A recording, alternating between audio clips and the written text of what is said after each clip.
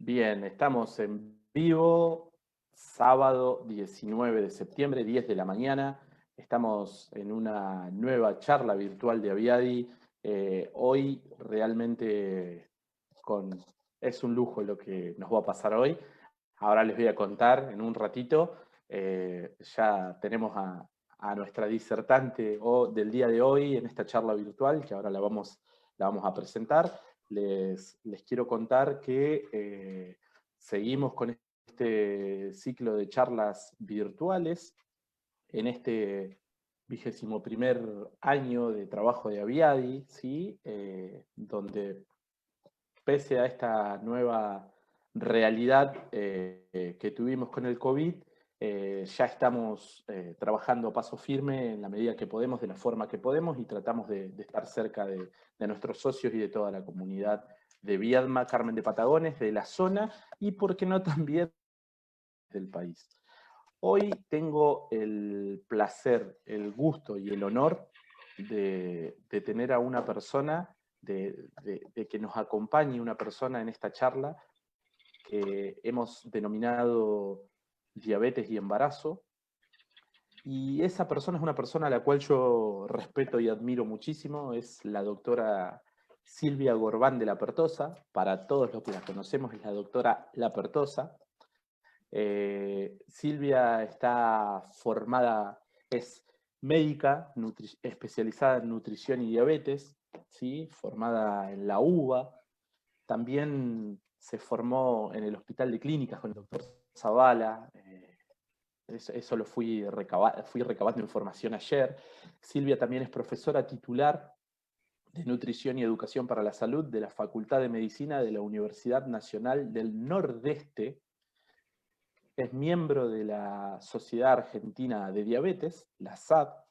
Además, en la próxima gestión de la Sociedad Argentina de Diabetes va a ser la presidenta de la Sociedad Argentina de Diabetes, esta institución científica de la República Argentina que nuclea a todos los médicos especialistas en diabetes y equipo médico que también se especializa en diabetes. También Silvia es miembro de la Federación Internacional de Diabetes para la región Sudamérica y el Caribe, SACA, y es miembro de la Asociación Latinoamericana de Diabetes.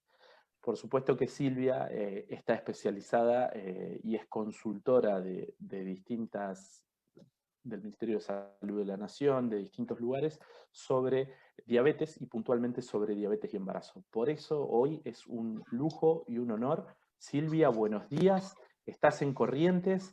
Es muy lindo poder tenerte ahí después de tanto tiempo que nos conocemos. Poder hacer esto virtual realmente me llena en nombre de Aviadi, estamos muy contentos de poder hacerlo.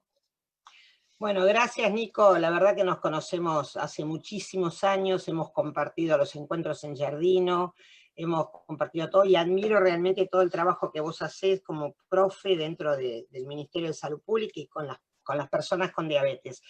Creo que ojalá hubiera muchos Nico en distintos lugares de nuestro país para incorporar, ¿no es cierto?, lo que es la actividad física como parte del tratamiento de las personas con diabetes.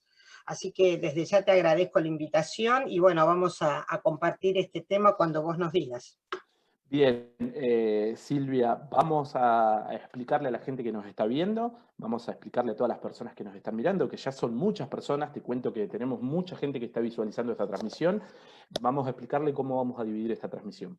Primero Silvia va a hacer una presentación, se va a explayar sobre el tema diabetes y embarazo, va a explicar algunas cuestiones muy lindas y muy interesantes para que tengamos en cuenta. Luego vamos a abrir un espacio de preguntas.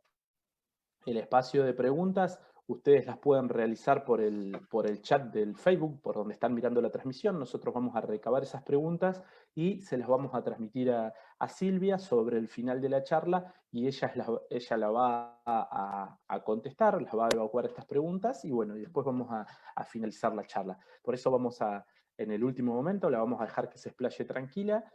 Así que Silvia, si querés arrancar y vamos visualizando tu presentación, así yo Bien, no sé después apago cuándo, mi no sé cámara. si vos me compartís. Estás habilitada, Silvita, para compartir pantalla. Vos podés... Ay, ¿dónde? A ver, ahí. La flecha Vamos, verde. porque acá la tecnología, ¿estás viendo ahí? Estoy viendo, ahí se va a empezar a compartir, esperamos un segundito, ahí está perfecto. Cuando vos pongas la pantalla, perfecto, ahí ya tenés la pantalla. Yo lo que voy a hacer, Silvia, me Bien, voy a quedar en la transmisión, voy a apagar mi cámara y mi micrófono y te paso, dejo la transmisión en tus manos. Yo estoy acá, cualquier cosa me avisás y aparezco. Los bien, dejo con la doctora la presencia.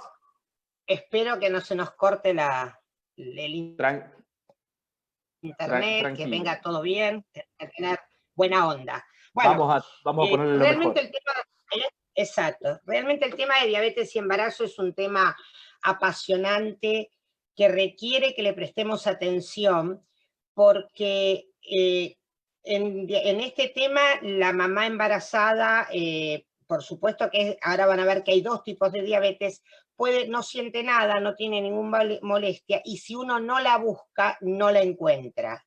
Y si no la encuentra, puede tener impactos en el bebé. Entonces, en diabetes y embarazo hay dos circunstancias. La mamá que está embarazada y que en el transcurso del embarazo se hace el diagnóstico de diabetes, y a eso lo denominamos diabetes gestacional. Pero puede haber otra circunstancia, y es cuando la mujer tiene diabetes tipo 1 o diabetes tipo 2, puede embarazarse, y al embarazarse eso se denomina diabetes pregestacional. Hago esta diferencia porque el enfoque de una y de otra tiene diferencias y tiene similitudes. Similitudes que van a ser cómo se va a tratar, cómo se va a alimentar y todo, pero tiene diferencias en que en la diabetes gestacional tengo que hacer el esfuerzo por encontrarla. Entonces, hay mucha diabetes gestacional. Este mapa que yo les muestro es para que vean qué cantidad de mujeres desarrollan diabetes durante el embarazo. Para nuestra región, la región de Sudamérica y Centroamérica, es el 13,5%. ¿Esto qué quiere decir? Que cada 100 embarazadas, 13 van a desarrollar diabetes gestacional. Es decir, es un número muy importante. ¿Y por qué es importante la diabetes gestacional? Porque es una ventana de oportunidades para prevenir diabetes 2. Dicen que el 50% de las mujeres que hacen diabetes gestacional durante su embarazo, a los 5 o 10 años hacen diabetes clínica, diabetes definitiva. Entonces, uno puede prevenir la aparición de diabetes, por más que tenga todas las características de tener diabetes, puede prevenir la aparición de diabetes si hace cambios de estilo de vida. Una vez que tuvo diabetes gestacional y tuvo su bebé, cambia su plan alimentario y hace actividad física y puede retrasar o hacer que no aparezca la diabetes. Ahora, ¿por qué pasa esto? Esta lámina que yo les traje ejemplifica, por un lado, el tubo digestivo, donde yo como un alimento, pan, papa, todo lo que tenga almidones o hidratos de carbono, y eso se va disgregando como si fueran pedacitos de terrones de azúcar, y tienen que entrar a nuestra sangre y a nuestras células para poder tener la energía para hacer las actividades que hacemos. Ahora, para que entre a la célula, tenemos unas llavecitas, unas cerraduras que requieren unas llaves para entrar. Y esas llaves son la insulina. La insulina que sale de nuestro páncreas, que acá está dibujado como si fuera una fábrica, y esto es una situación normal. Tengo una fábrica que es el páncreas, que funciona y fabrica llavecitas que son la insulina, y cuando pasa el alimento me abre la puerta de la célula para poder entrar la glucosa a la célula. ¿Qué pasa con las embarazadas? Las mujeres embarazadas necesitan insulina para regular o mantener sus valores normales de azúcar en sangre. Todos tenemos azúcar en la sangre, glucemia, ¿no es cierto? Se llama azúcar, todos tenemos. En la mujer embarazada, esa situación donde crece su abdomen, tiene otro ser que se está formando, genera una situación como si fuera un obeso con pancita, que se llama resistencia a la insulina. Y entonces tengo la fábrica de la insulina, que no es una fábrica de cualquier otra persona que anda bien, sino que necesita tener 2 chimeneas para poder fabricar insulina, porque es una fábrica que está media dañada, ya sea porque tiene antecedentes familiares de diabetes, ya sea porque está con exceso de peso. Entonces necesito trabajar mucho más para fabricar más insulina, y ese exceso de peso, esa resistencia de insulina que tiene el mismo estado del embarazo y las propias hormonas que sostienen el embarazo, hace que yo necesite muchas más llaves para poder abrir la puerta para que entre la glucosa a la célula. Entonces, no hace diabetes gestacional quien quiere, sino quien puede. Para tenerlo, yo tengo, por un lado, las hormonas que fabrica la placenta y que favorecen el aumento de la glucemia, pero después tengo lo que se llaman factores de riesgo, es decir, tener antecedentes familiares, ser sedentario, estar obeso, y eso genera lo que se llama la resistencia a la insulina. Yo les decía hoy que cada 13 mujeres de 100 hacen diabetes gestacional, y no es yo o mi vecina o pobrecita doña Rosa, sino que personalidades importantes como esta actriz Salma, ahora tiene 50 años y tuvo diabetes gestacional, y con el tiempo desarrolló diabetes, porque estamos hablando de la necesidad de prevenir. Es decir, que hay actrices, políticos, deportistas que tienen diabetes. Entonces, ¿cuánto es el valor normal de la glucemia en sangre? En población general, en los niños, en los abuelos, en las señoras y señores, es entre 70 a 100 miligramos por decilitro en ayunas. En la mamá, en la mujer embarazada, ese valor normal está entre 60 y 80. ¿Por qué es más bajo? Porque el bebé, el feto, consume la glucosa de la mamá y hace de que los valores de la madre sean más bajos. Entonces, ¿cuándo diagnostico diabetes gestacional? Cuando en ayunas tengo 2 determinaciones de glucemia mayores o iguales a 100 miligramos por decilitro, digo que tengo diabetes gestacional. Y cuidado, porque a veces uno escucha que dicen, pero es un poquitito de azúcar. Tener un poquitito de azúcar es como un poquitito de embarazo o como un poquitito de infarto. Entonces, o tengo o no tengo. Si yo tengo 100 en ayunas y repito al día siguiente y tengo 100, eso es una diabetes gestacional. Pero puedo tener en ayunas normal y tengo que hacer lo que se llama la prueba oral de tolerancia a la glucosa, que me dan de tomar un líquido con glucosa, y se mide la glucosa a las 2 horas.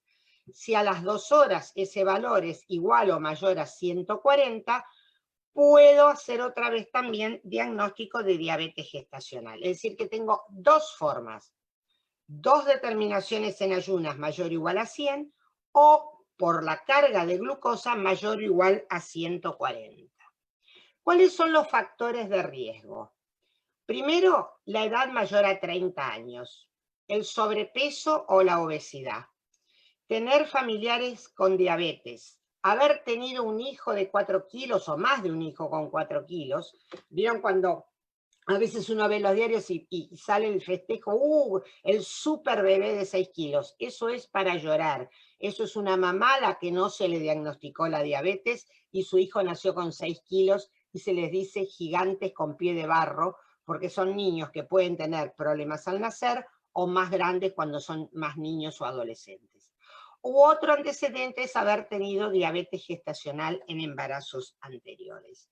Esto, en el control prenatal, hay una planilla de control prenatal que figura con unos cuadraditos amarillos que con una cruz en alguno de estos estamos hablando de factores de riesgo y debemos hacer la detección de la diabetes gestacional.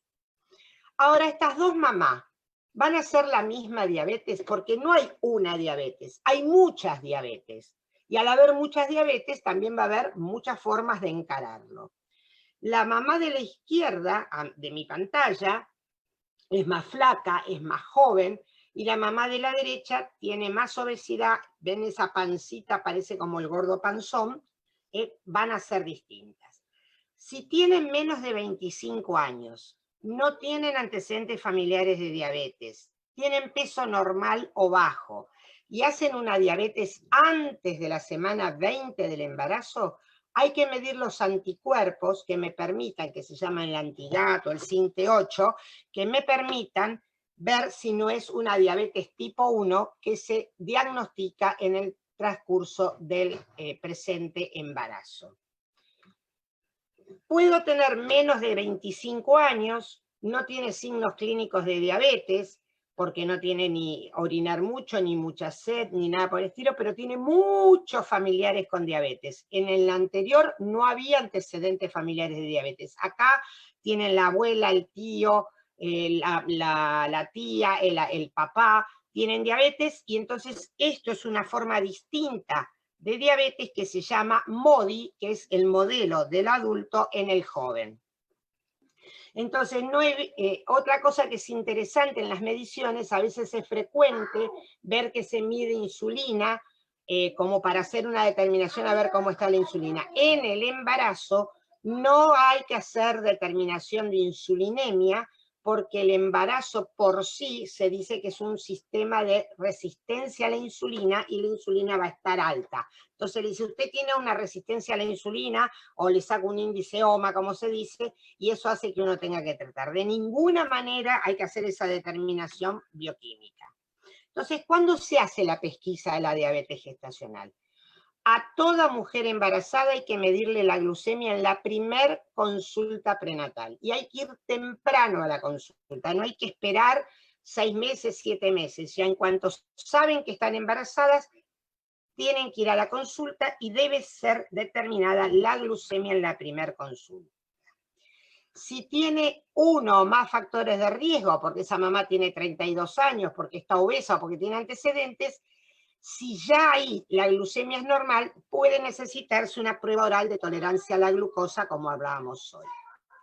Muy bien, estamos en medio de una situación con el COVID preocupante. Estamos en una pandemia y las mujeres embarazadas deben ser cuidadas con mucho cuidado, mucho cariño, porque si bien no es igual que en el H1N1 en las embarazadas, que era una población muy vulnerable, la mamá embarazada es de alto riesgo para que pueda contaminarse. Entonces, ¿qué va a pasar en el caso de yo digo, hay que detectarla a todos? Muy bien. ¿Cuáles son las recomendaciones que la Sociedad Argentina de Diabetes hace en las mujeres embarazadas para búsqueda de diabetes gestacional?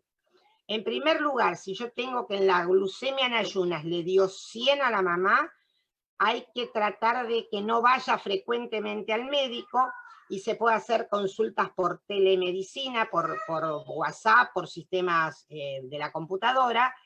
Ahí yo ya hice un laboratorio. Pero si tiene azúcar, glucemia en ayunas normal, me tengo que guiar por los factores de riesgo. Recibo una mamá que tiene obesidad, que tiene la abuela con diabetes, entonces ya le tengo que indicar un plan de alimentación para que no aumente mucho de peso y empiece a hacer alguna actividad física. Y cuando llego en la semana 24 o 28 le puedo indicar que se pinche el dedo, que haga el monitoreo glucémico 1 o 2 horas después de comer, y tengo los mismos criterios que si yo ya tuviera el diagnóstico. Es decir, lo que estoy haciendo acá es una conducta clínica para minimizar el contacto de las mamás en los ambientes hospitalarios o de los sanatorios. Y la prueba oral de tolerancia a la glucosa se hace solamente si es estrictamente necesaria y tengo las condiciones sanitarias para prevenir los contagios. Ahora hay muchas mamás que se han hecho, o muchas mujeres que se han hecho cirugías bariátricas y logran embarazarse. Muy bien, ¿cómo se hace el diagnóstico en las mujeres con cirugía bariátrica? Primero, no se puede hacer la prueba oral de tolerancia a la glucosa. Acá hay que hacer en semana 24 y 28, si es una cirugía malabsortiva, se le hace una glucemia en ayunas, y si me da normal puedo indicarle que haga el controlcito de la glucemia pinchándose el dedo en ayunas o 2 horas post comida. ¿Qué hacemos una vez que tengo diagnosticada a la mamá con diabetes gestacional? ¿Cómo hago su control y su seguimiento? queremos que una vez diagnosticada esa mujer, tenga en ayunas entre 70 y 90 miligramos por decilitro. Y una hora post comida entre 85 y 140 o 2 horas entre 80 y 120. ¿Por qué esta diferencia entre medirle una hora post comida o 2 horas post comida? Depende. Nosotros en Corrientes dormimos la siesta. Y entonces medirnos 2 horas después de comer es difícil porque la gente está durmiendo. Entonces usamos una hora post comida. La otra cosa que es importante, que el postprandial, la hora postcomida o 2 horas, se mide en el momento que se inicia la comida, que se sentó a comer, y ahí se toma la hora. Y es muy importante que no haya hipoglucemias. ¿Por qué se puso ese límite inferior de 85 y 80? Porque las mamás cuando se miden y ven que su azúcar puede subir, evitan comer o comen de menos. Y se dice que cuando el valor de la glucemia es menor que el 85 o el 80, pueden tener bajos pesos de los niños o retardo de crecimiento. Entonces se usó un límite inferior para que se manejara entre esos dos valores como una forma de obtener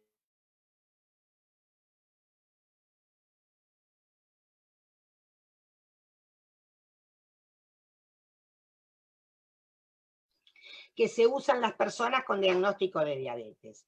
En el caso del embarazo no se usa para hacer seguimiento de diabetes gestacional, porque la hemoglobina glicosilada varía cuando hay anemia que no se usa en la diabetes gestacional. Podemos usar fructosamina, que es parecido a lo que es la hemoglobina, pero que mide el control del azúcar de los últimos 15 o 20 días, pero no hay valores de corte que me digan si está o no está descompensada. El dato de oro donde yo tengo que hacer es el monitoreo glucémico momentos del día. ¿Y cuándo se debe medir? Se debe medir cuando está con dieta, en ayunas y una hora post almuerzo y post cena. Si está bien, es diarios, pero si tiene dietas, ayuna y una hora post almuerzo y cena o 2 horas post almuerzo y cena. Y si está con insulina, se hará antes del desayuno, almuerzo y cena y 1 o 2 horas después de cada comida. Es decir, la prioridad de tener la disponibilidad de tiras para las mujeres embarazadas. Ustedes saben que está el monitor continuo de glucosa, que es el Freestyle Libre, que ¿cuántas veces me mido? Tener este equipo es muy importante si uno lo puede tener, si no, el monitoreo glucémico lo seguimos usando. Nosotros tenemos algunas mamás con monitor continuo, pero el 90% de nuestras embarazadas usan las tiras reactivas con el aparato y el glucómetro. Este aparato es para que se mida muy frecuentemente, cada media hora, que no se dejen de medir cuando se van a dormir y a levantarse para que no tenga más de 8 horas sin medición, para que me pueda marcar el control de todo el día. El otro tema importante en el control es el estado nutricional. Necesitamos que inicien el embarazo con el peso lo más cercano posible a lo normal. Es decir, que si quiero un embarazo tranquilo, sin problemas, tengo que estar lo más cercano posible a lo normal. Tiene recomendaciones de aumento de peso dependiendo de con qué peso inician el embarazo. Si una mamá empieza con bajo peso, que es el índice de masa corporal por debajo de 18.5, ¿cómo saco el índice de masa corporal? El peso lo divido por la talla al cuadrado, es decir, talla por talla me da un valor y eso, el peso que tengo, lo divido por ese valor. Pueden aumentar entre 12 y 18 kilos. Normal se recomienda un aumento de 12 kilos de peso. Y si tengo sobrepeso y obesidad, se recomienda entre 6 y 7 kilos. Es decir, no está recomendado bajar de peso, aunque esté obesa. Si empezó el embarazo obesa, tiene que aumentar entre 5 y 7 kilos, que es el peso del bebé. El bebé pesa 3 kilos y medio, la placenta, el líquido que rodea al bebé, el líquido amniótico, las glándulas mamarias para prepararse para dar de mamar, es decir, son más o menos 7 kilos. Entonces, si no se aumenta ese kilo, puede ser que tengamos problemas con el peso del recién nacido. Muy bien. Hasta acá hablamos de lo que es diabetes gestacional, que es el desarrollar diabetes en el transcurso del embarazo. Es decir, que toda mujer que va a la consulta con el obstetra embarazada debe tener una determinación de glucemia en ayunas. ¿Qué pasa con las mujeres con diabetes tipo 1 o diabetes tipo 2? Hace muchos años, una mamá con diabetes tenía dificultades para tener su bebé. Hoy, con el avance del tratamiento, con los avances que tenemos en los tipos de insulina, en los tipos de medicamentos, lo que sea, esa mamá se puede embarazar y si se embaraza se denomina diabetes pregestacional. ¿Qué es lo que nos encantaría a los médicos diabetólogos? Que esa diabetes pregestacional se programara. Esto es un tema nuestro, los médicos diabetólogos, los médicos nutricionistas. Cuando una mujer tiene diabetes tipo 1, tipo 2, el médico que le atiende su diabetes tiene que saber que esa mujer quiere tener un bebé. Entonces, tendrá que tomar ácido fólico no menos de 3 meses antes para evitar cualquier complicación del sistema nervioso. Es muy importante el método anticonceptivo que use hasta que se autorice su embarazo. Se tiene que embarazar con muy buen control metabólico. El método anticonceptivo que elija y que no altere el metabolismo del azúcar o de los lípidos. Hay que suprimir todo lo que son hábitos tóxicos, alcohol, cigarrillo, cualquier tipo de medicación que puedan usar, drogas, etcétera, porque son sumamente dañinas para el bebé. Aquellas mamás que se tratan la hipertensión con enalapril o losartán, se la debe suspender y se cambia por otra medicación. Si usan remedios para el colesterol o para los triglicéridos, como las estatinas y los fibratos, el fenofibrato, cualquiera de las marcas de estatinas, también deben ser suspendidas porque pueden producir malformaciones en el bebé. Para autorizar el embarazo tengo que tener 2 determinaciones seguidas, esto habla de 6 meses antes, de una hemoglobina glicosilada por debajo de 7%. Las insulinas que están autorizadas en el embarazo son la NPH y la insulina corriente, y la insulina Detemir y la insulina aspártica. Las otras insulinas no están recomendadas por la entidad que regula el uso de las medicaciones en las mujeres embarazadas. ¿Qué pasa cuando la mamá toma pastillas? Metformina, glibenclamida o cualquier antidiabético oral. No está recomendado planificar un embarazo tomando pastillas, es decir, debo pasar a insulina y hacer los controles correspondientes. Y por último, tengo que revisar muy puntualmente si tengo el esquema de vacunas necesarias para poderme embarazar, si tengo la vacuna antitetánica. Después en el embarazo se vacunan también de la gripe, de la doble, que es donde tengo la antitetánica, de la hepatitis, pero vacunas previas también tengo que tener. Y es muy importante en las chicas jóvenes, en nuestros adolescentes, ¿no es cierto?, que sepan que estamos hablando de cuidarse para no tener un embarazo no deseado en edades no deseadas. Es decir, la educación sexual integral es muy importante, que se hable en la educación diabetológica, en la consulta con esa adolescente con diabetes. Otra cosa que debe hacer la mujer que tiene ya diabetes, diabetes tipo 1, diabetes tipo 2, son la búsqueda o el control para evitar el tema de las complicaciones. Entonces, el fondo de ojo previo al embarazo, y después lo tendrá que hacer trimestralmente si ya tiene problemas. El examen cardiovascular con el electrocardiograma o el ecocardiograma, lo que el cardiólogo crea necesario. Evaluar el examen de pie para ver cómo está la sensibilidad y la circulación. Ver cómo está el tema del sistema nervioso, porque cuando uno tiene muchos años de diabetes puede tener alteraciones de la motilidad del aparato digestivo y tener frecuentemente vómitos o distensión abdominal. Hay que medir la primera orina de la mañana para ver si no tengo problemas en mi vejiga como causa de complicación de la diabetes, y la medición de la proteinuria de 24 horas, que se mide para ver cómo está funcionando nuestro riñón, además de los análisis que hablan de la función renal. Estos son los controles previos, preconcepcionales, que debemos hacer en cualquiera de las mujeres con diabetes que quieren embarazarse. ¿Qué pasa en las mamás con diabetes pregestacionales y que ya tienen diabetes previa con respecto al COVID?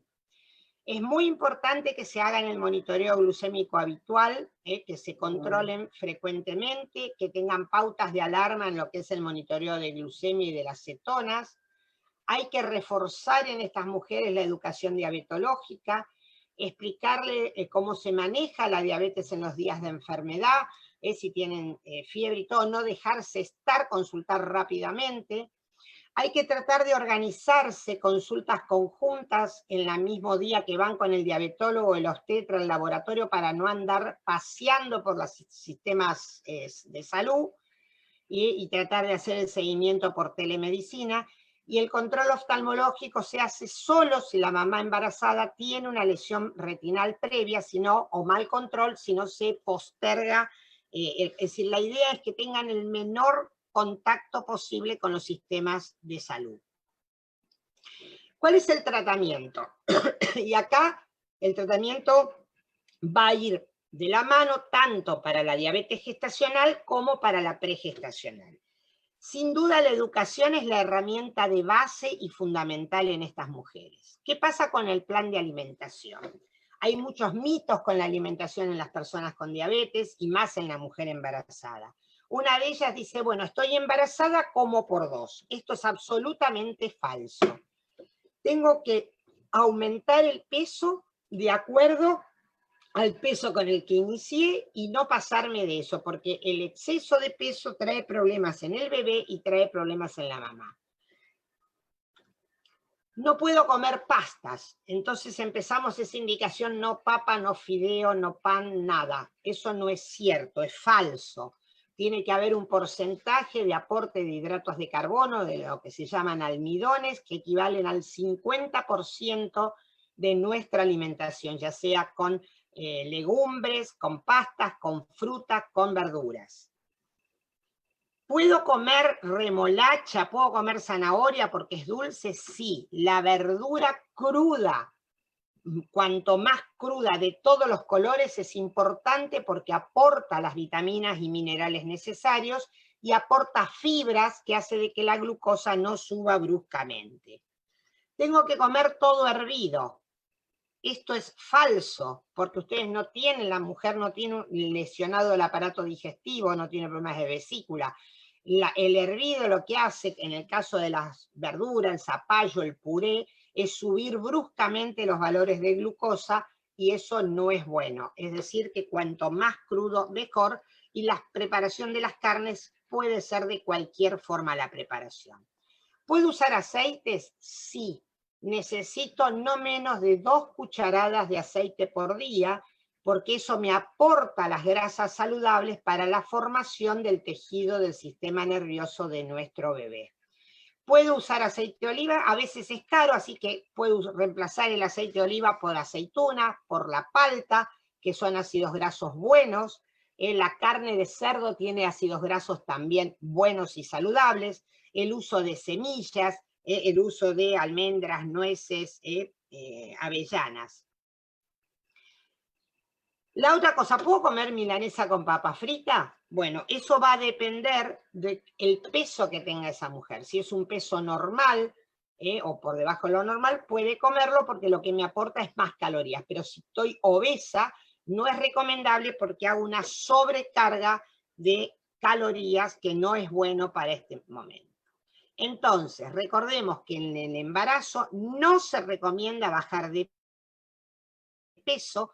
El plan alimentario de la mamá embarazada no es el de la persona obesa que le hacen hipocalórica. Tiene que comer no menos de 1.700 calorías por día y no menos de 170 gramos de hidratos de carbono por día. Esto es muy importante, el mensaje que les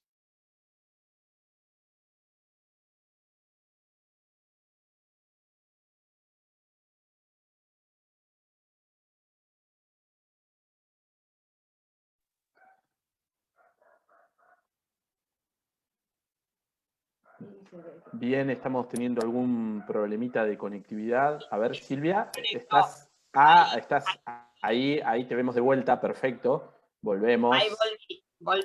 Dijimos rápido, no pasó nada. Bien, llegamos hasta el que dijimos la anterior, habíamos hablado de los hidratos de carbono. Es muy importante que distribuyamos los hidratos de carbono. Lo que ustedes ven en la foto son todos alimentos que tienen hidratos de carbono. La papa, el arroz, Silvia, los fideos, las lentejas. discúlpame, Silvia, Sí. no se está viendo la presentación. Ahí tenés que volver a compartir pantalla. Bien, espera a ver qué pasa, si la puedo bajar. ¿Cómo no? Espera que no me deja salir.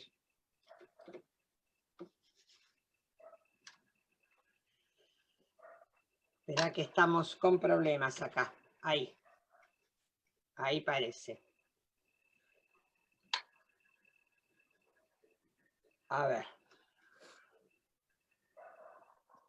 Vuelvo a compartir. Sí.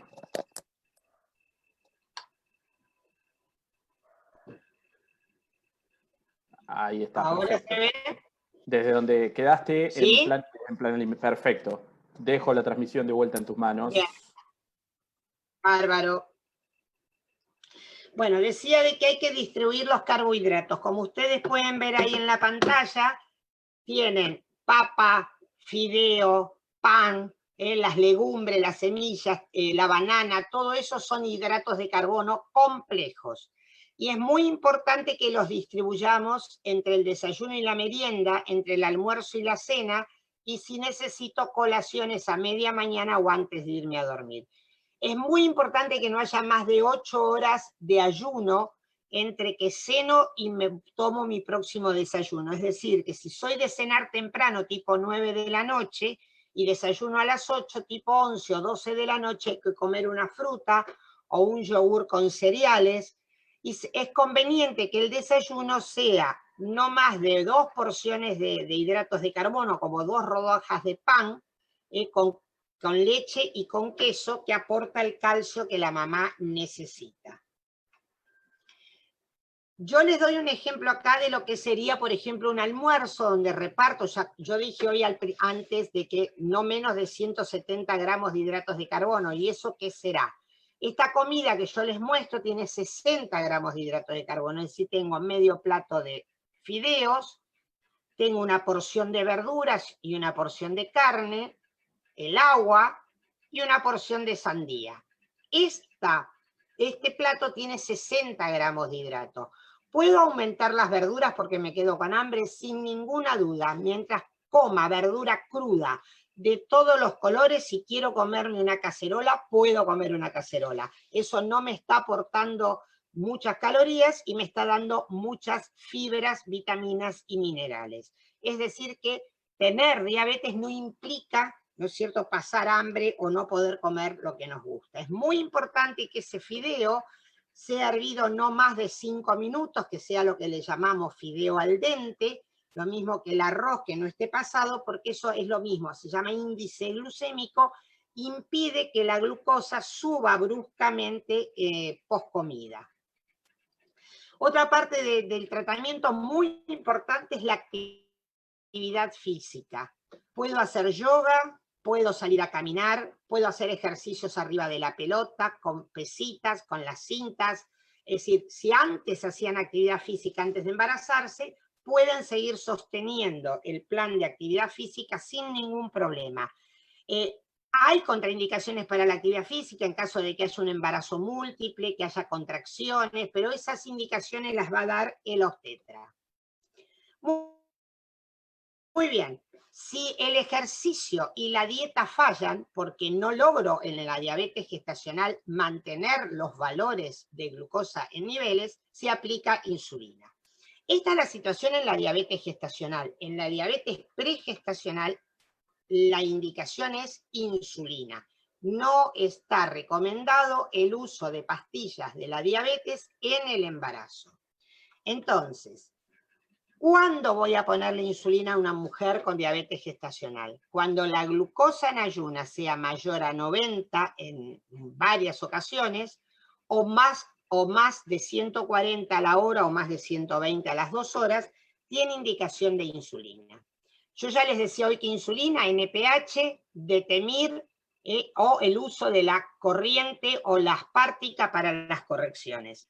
Como ustedes pueden ver en ese dibujo, el esquema es personalizado. Cada mamá va a tener el esquema que necesite para mantener los valores de glucosa normal. Puedo tener NPH en el desayuno, almuerzo y cena, puedo tener NPH antes de dormir, puedo tener NPH en el desayuno y en la cena. Las dosis van a ser donde se requieran. Cuando inyecto la insulina, ¿dónde? Puedo inyectarme alrededor del ombligo, en la panza, puedo inyectarme en las piernas, en los brazos. Hay que rotar la aplicación de la insulina para no provocar y cambiar la aguja todos los días. Y no tengan miedo porque el bebé no lo pinchan cuando se inyectan la insulina en la panza. Esa agujita de 4 o de 5 milímetros no alcanza donde está guardado el bebé. Muy bien. La otra pata del tratamiento es la educación diabetológica. Nosotros tenemos talleres con nuestras mamás, con juegos, acá están armando ese rompecabezas cuando yo les conté hoy por qué se produce la diabetes, y lo que necesitan aprender en esos talleres son por qué tengo diabetes, cómo me voy a alimentar, cómo me voy a controlar el azúcar, cómo me voy a hacer la insulina, cómo voy a revisar los sitios de aplicación de insulina. Voy a discutir el tema de las emociones. Si yo vengo al control con el doctor y vengo bien, me siento bárbaro, y de repente me dice, usted tiene el azúcar alta, es realmente un choque emocional que dice, si a mí no me duele nada, he tenido un hijo de 4 kilos y nunca me pasó nada, y ahora de repente me tengo que pinchar el dedo y por ahí me tengo que poner insulina. Entonces es muy importante que manifiesten los miedos, los temores, que discutan sobre lactancia materna. Es muy importante que el hijo de una mamá con diabetes tome la teta, porque le vamos a transmitir la defensa que necesita ese bebé para no desarrollar él de grande la diabetes o enfermedades cardiovasculares. Y es muy importante cómo prevenimos el desarrollo de diabetes 2 que hablábamos hoy, de esa ventana de oportunidades. Nosotros ahí discutimos con la mamá por qué tengo diabetes, enseñamos cómo se hace el monitoreo glucémico, discutimos de las emociones, cuál es el miedo que tienen, por qué tienen muchas ganas de tener ese bebé, o algunas mamás, la verdad, no esperaban embarazarse. Hacemos actividad física, discutimos de lactancia, de anticoncepción. ¿Cuál es la situación hoy? Estamos en medio de una pandemia, y además de tener el tema de atención y de diagnóstico de diabetes gestacional, es muy importante que todas las personas con enfermedades crónicas, con diabetes, con hipertensión, se atiendan, que no abandonen sus tratamientos, que no abandonen la toma de su medicación, y entonces eso es muy importante. Pero que busquemos sistemas de atendernos, que evitemos el riesgo de contagio, que evitemos desplazarnos, que nos tomemos en serio esto. Hay mucha campaña de desacreditar en el tema del aislamiento preventivo, el tema de lavarnos las manos, el tema de usar el barbijo. Esto es serio, se está llevando vidas, está dejando discapacidades, y además toda esta situación sobrecarga el sistema de salud, porque los profesionales están dedicados a atender la urgencia, a atender estos problemas, igual que los laboratorios, así que están nosotros tratar de mantener el mejor control posible de nuestra diabetes para evitar, ¿no es cierto?, que realmente se complique más la situación de lo que estamos pasando. Entonces, hoy en las mamás necesitamos minimizar las visitas a los sistemas hospitalarios y los estudios de laboratorio, por eso es muy importante el acceso a las tiras, que estén muy bien controladas, que tengamos medidas generales de prevención en el hogar y en la asistencia a los centros de salud, el lavado de manos, la toma de la temperatura que se toma en la frente y no en la muñeca, y en la posible el diagnóstico con glucemias en ayunas o teniendo en cuenta los factores de riesgo. Otra pregunta que se hacen las mujeres con diabetes es si su hijo va a nacer con diabetes. No nace con diabetes. Pero si no tenemos controlada la glucemia, podemos tener esto que se llaman los bebés gigantes con pie de barro, que habíamos hablado hoy, que si no controla la glucosa pueden tener bajones de azúcar, dificultad respiratoria, se pueden poner amarillos, pueden tener baja del calcio, o pesar más de 4 kilos. Y ese bebé que nace con 4 o 5 kilos va a ser la persona con diabetes del futuro y con enfermedades cardiovasculares mucho más jóvenes. Esto se evita si yo tengo un buen control de esa mujer y tengo un hijo con un peso normal. Entonces van a ser igual que cualquier otro bebé. Muy bien, llegó el día esperado. Vamos a tener nuestro bebé. ¿Qué decidimos? Ah, no, tiene diabetes, va a cesárea. De ninguna manera tener diabetes significa que va por cesárea.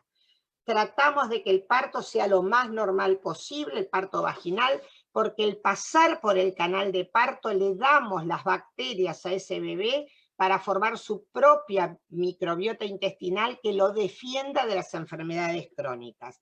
Por supuesto que si hay una indicación obstétrica de cesárea, no nos vamos a decir, ah, no, yo no hago cesárea. Es solo por una indicación obstétrica, pero la diabetes por sí misma no es indicación de cesárea. Entonces, ¿por qué? Porque de un parto natural, primero no necesito ser operada, por lo general son gorditas, con lo cual es más fácil que se infecte la herida, me recupero más fácil con un parto normal, tengo menos pérdida de sangre y favorezco la posibilidad de darle la teta a nuestro bebé. El trabajo en equipo acá es fundamental. Nadie solo del equipo de salud puede hacerse cargo de atender a una mujer con diabetes gestacional o pregestacional. Acá se requiere el equipo del obstetra, del diabetólogo, de la obstétrica, de la enfermera, del profe de educación física o el kinesiólogo, del educador. Esto es un trabajo en equipo del neonatólogo. El neonatólogo no puede recibir el niño en la sala de parto sin saber cómo venía toda la historia antes. Ese trabajo en equipo va a garantizar que esa mamá embarazada con diabetes pueda dar a luz un hijo sano y saludable. Bueno, desde ya les agradezco la atención y estoy a disposición de las preguntas que quieran hacer. Te devuelvo... Ahí está, Doc. Realmente buenísima la presentación. Buenísimo los conceptos. Tenemos mucha gente conectada, realmente, mucha gente que te está saludando de distintas partes del país, de lugares un poco más cerca de donde vos estás y un poco más cerca de donde estamos nosotros. Realmente... Qué lindo, muy lindo. La radio y los canales así permiten que nos conectemos a la distancia. Realmente, Doc, hay muchas preguntas. Yo fui capturando algunas, te las voy a ir pasando. Contarle también a la gente que esta charla va a quedar alojada en unos días más en nuestro canal de YouTube, que ahí estamos subiendo todas las charlas de Aviadi que estamos haciendo para que la puedan volver a ver, puedan ir a buscar algún concepto, puedan verla en otro momento, compartirla con alguien. El canal de YouTube es Aviadi Diabetes Viedma, lo buscan, se suscriben y ahí vamos subiendo distintas charlas para que las puedan socializar y compartir. Voy a hacerte unas preguntas, Silvia, que fui buscando, que fui tomando del chat de Facebook, de todas las personas que nos están mirando, que nos están visualizando. Una pregunta dice, ¿antecedentes familiares del padre pueden afectar en el embarazo? Bueno, el papá no contagia, pero sí importa si el papá está gordo. Hay algunos trabajos que dicen que el exceso de peso, la obesidad del padre puede impactar en el peso del recién nacido y ese peso al recién nacido también nos da el tema del alto peso del recién nacido. Pero puede impactar en el bebé después que nace. Le deja parte de la herencia del padre de la diabetes, va a impactar en ese hijo. Cuando ese hijo sea más grande, va a decir, tengo un papá con diabetes y una mamá con diabetes, es decir, puede tener carga hereditaria de ambas partes. Bien, buenísima la respuesta, muy, muy concreta. Otra pregunta. Aparecen embarazadas con 24 semanas de gestación o de embarazo, con previos controles en el primer trimestre, sin antecedentes familiares conocidos. ¿Por qué será? No tienen sobrepeso. Bueno, hoy yo decía que podemos tener mamás de normopeso sin antecedentes familiares, jóvenes, y hay que buscarle otro tipo de diabetes. En principio, si tengo acceso a poder hacer análisis de anticuerpos, bien. Si no tengo, la trato en ese momento y en algún momento puedo pedir diagnóstico de anticuerpos para ver de qué tipo de diabetes estamos hablando. Perfecto. Silvia, otra pregunta. ¿Podés repetir cómo es el diagnóstico en madres con una cirugía bariátrica previa antes del embarazo? Bien, solamente se hace glucemia en ayunas. Hago el laboratorio, si tiene 100, hago diagnóstico. Si no tengo diagnóstico y tengo 80 en el ayuno, y la mamá tiene antecedentes familiares, etcétera, hay que hacer entre semana 24 y 28 control de la glucemia con el aparatito, se le mide 1 o 2 horas post comida. Si tiene más de 140 o más de 120, la trato como si tuviera una diabetes gestacional. Bien. Tenemos otra pregunta que surgió varias veces en el chat, y si nos consultan si podés repetir las insulinas que se recomiendan para el embarazo puntualmente. Bien, NPH e insulina corriente son las dos habituales, y también se usa la Detemir, que su nombre es Levemir, y la Novorapid. También se puede usar la Lispro. La ANMAT acá en Argentina dice que si los beneficios son mejor, que si la mujer venía con Lispro no pasa nada si sigue, que es el Humaloc. Pero hasta ahora son esas las que están autorizadas. Hay algunos estudios que se están haciendo con las otras insulinas largas, ya sea Glargina o Degludec, pero todavía no están los trabajos y no están autorizados por la autoridad regulatoria. Bien. Y la última que recabé por acá, que tomé nota, que ahora después te voy a leer algunos comentarios, más que comentarios son saludos de gente que te está viendo. La última pregunta y después pasamos a los comentarios o a los saludos. ¿Toda embarazada diabética debe hacerse un ecocardiograma fetal? Linda pregunta, sí. Nosotros le hacemos hacer uno más o menos en 30 a 32 semanas y después se lo volvemos a repetir para ver es decir, que el bebé no tenga alguna malformación cardíaca y estar prevenidos al momento del nacimiento, porque hoy todos esos problemas cardíacos congénitos tienen solución si se detectan a tiempo. Nosotros lo pedimos como norma, sí. Bien, y acá apareció una muy linda que apareció recién en el chat. Nos preguntan, una persona con 32 años con diabetes tipo 1, anhela ser madre, ¿puede ir programando su embarazo considerando que estamos en medio de una pandemia o es más prudente esperar? Programar el embarazo lo puede programar, porque programar le puede llevar 6 meses y esperemos todos que salgamos de esto. ¿Y qué quiere decir programar? Puedo tomar el ácido fólico, puedo mejorar mi control metabólico, medirme más veces, tratar de que los valores de glucemia estén dentro de los valores normales, planear un plan de actividad física, comer saludablemente, puedo planearlo tranquilamente. Bien. Silvia, y ahora te leo algunos comentarios del chat que lindo, que te van a alegrar un poco. Bueno, mirá. Bueno. Para contarte un poquito. Germán te está saludando desde México, desde el Instituto Mexicano de Diabetes, Germán Arias. También nos está viendo Judith Laufer, presidenta de la Federación Argentina de Diabetes, que nos está diciendo que es un lujo hoy poder contar con vos. Bueno, es un lujo que me esté escuchando Judith con toda su experiencia de líder en estas cosas. Y hay un montón más de gente que te está viendo de distintas partes del país, desde Punta Alta, desde Corrientes también, desde acá, desde Viedma, hay mucha gente conectada. Y bueno, realmente, Silvia, ya llevamos 1 hora de transmisión prácticamente y la cantidad de gente que está conectada no bajó en ningún momento. Así que de mi parte agradecerte. Sé que estás muy complicada hoy con muchas cosas. Contale un poquito a la gente mientras estás dando esta charla qué otras cosas estás haciendo para que realmente... hay una diplomatura universitaria de educadores, formando educadores en diabetes en todo el país, y una de médicos especialistas en diabetes, pero yo estoy dedicada a esto porque Nicolás se merece mi mayor respeto y reconocimiento, la verdad lo quiero mucho hace mucho tiempo, igual que a toda la gente de la FAD, así que para mí ha sido un honor y una alegría poder un sábado estar compartiendo esto.